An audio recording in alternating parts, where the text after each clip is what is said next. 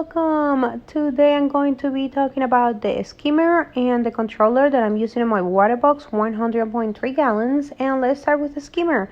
The skimmer that I went with is the Great White DC Plus, which is GW-7, and it is rated for 100 or up to 185 gallon tank. My tank is 100.3 gallons, so it is definitely a good skimmer to use on my tank. And I do like to actually use skimmers that are rated for even higher tank volume. So I know it's going to skim really well because I do like to have a lot of corals and livestock on my tanks. So I definitely want a really robust skimmer. And I also like that little hose that you see right there. Actually drain my cup without actually taking the cup out. That was a pretty sweet detail that I really like, and I have been using it. So the installation was pretty easy. I put it on my middle chamber of my sump. The dialing period was not that long. It took maybe around 2 days. Yeah, like the first few hours I did have the micro bubbles on the display tank, which is completely normal. It does go away around a day or two. It's after 48 hours you still see micro bubbles. Definitely check that everything is working properly within the skimmer and there's nothing that needs to be tightened or readjusted. And one thing that I really love about this skimmer is that you can control so much with it. The pump itself, you can control how much intensity, like by levels. You can also have that dial that you can control the level on itself of the bubbles on the skimmer. And also you have the little valve where you can increase or decrease the air intake. So really loving this skimmer, working great. Look at all that skim it and all of that bubble action. So let's fast forward a month, and I was doing a refugium on the same part that the skimmer was, and of course it started growing algae. And then it was time to clean it. I cleaned it with Pump Clean. I really like that I was able to take this skimmer apart, like everything, and really give it a good scrub and put everything together without any problems. And after I did all the cleaning, I put it together. It worked just like it did before. I thought, oh, it's gonna be needing to break in and so on, but nope. As you can see, it was working great. No micro bubbles on the display tank. So really pleased with the skimmer and working great. And here it is, all clean, and this was as of last week. So now let's move on to the eKoral Lite, which is the controller that I'm currently using, and I am really pleased with it. And let me tell you, when I was thinking about controller, I was a really bit hesitant because my previous controller was like years ago. And it was a real pain, but this is like way before there was like an app for it. So this time around I decided to give it a try, and I started with the light version just because I really wanted to give it a try and see how well I liked it. And do know that the eKoral Lite comes with one bar. I did add a second bar because I have so much that I wanted to connect to it.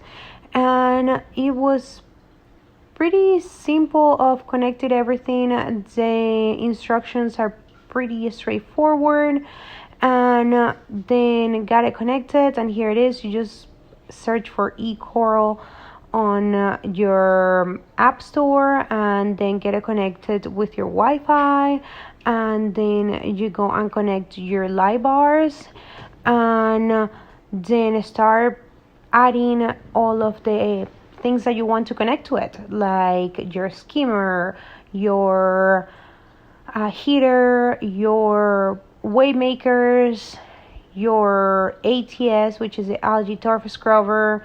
I connected everything to my eKoral Lite, so I can see everything on one place and turn it off or turn it on or do any type of changes that I want without having to go through like 10 different apps or manually going to have to disconnect something.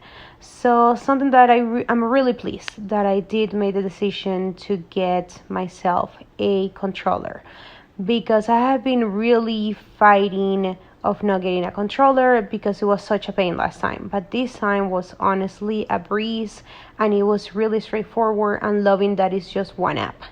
So here it is pretty much when I started it, and also when I got my eKoral Lite, it came with these two add-ons, which is the level sensor and a pump. So pretty much an auto, which I love because the sensor not only works with the auto top off, it also lets me know if for some reason the sump floods or it increases the level or it decreases. Here is how it works. Pretty straightforward. My sensor is right there. Is the black a little square equipment right there, and that is the sensor, and I have them both on my return chamber, and it works without any problem. And that front chamber is my arrow reservoir. And here is the eKoral Lite app. Pretty straightforward. Just go choose your tank, and the first thing that you see is your pH, temperature, and water level.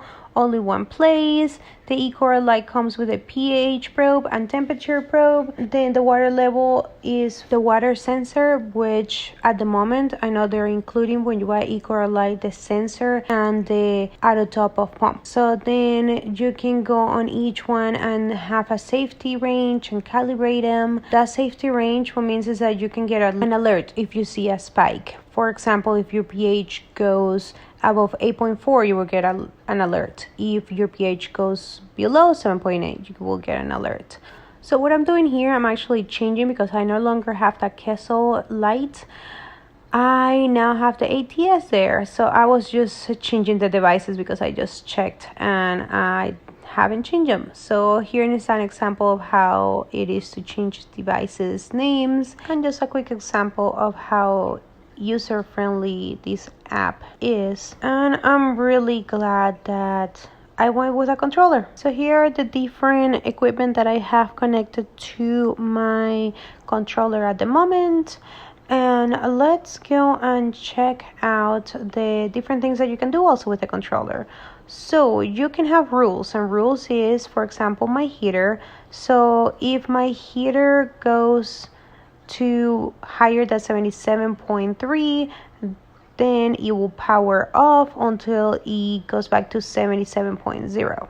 And then for my auto, if my water level drops 0.05 inches, then the auto comes on and until the level goes back to 0.00. Also loving the length of runtime feature, because I know in 3 minutes my auto top off is going to be able to bring that level back to normal. But also if for some reason I forget to refill my arrow container, I will get a couple of notifications on my phone telling me that the pump has been exceeding the length of runtime because it's trying to pump water into the tank, but because there is no water, it will continue to run. So loving that feature. Alrighty, so now a scheduler. So for the scheduler, I am using my Vita mini strip, and it is scheduled to run from 12 to 7, and this is what I also use for my sump light. If you want to schedule lighting or something to run a specific amount of time, the scheduler is your way to go.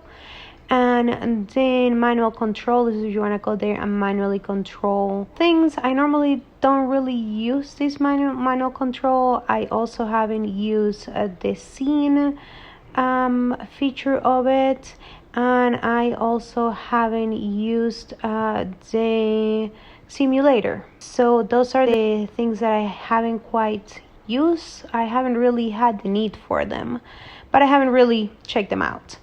And then here are the alerts, and this is where you can toggle on and off those safety ranges that we were talking back when we were setting up, like pH, temperature, and water level. And here is an example of the notifications that I get from the app, and here is how I have it set up, aka the command center. And that's pretty much it for my skimmer and controller. Really like them both. Work great. So happy that I went with a controller this time around. If you have any questions, don't forget to comment down below.